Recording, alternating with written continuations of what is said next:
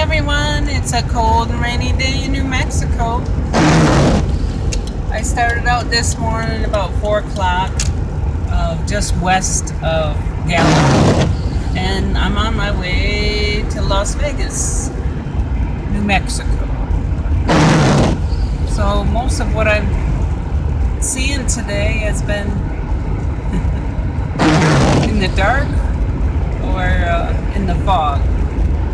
But if I see some sights, I'll stop and get them. Have a good day.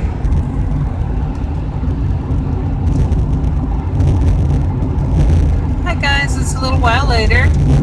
I am still on I25.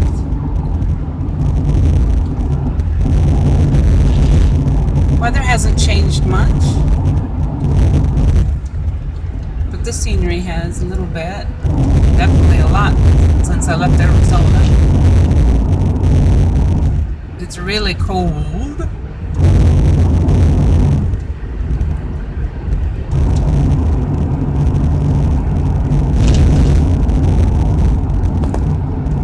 I'll check in later.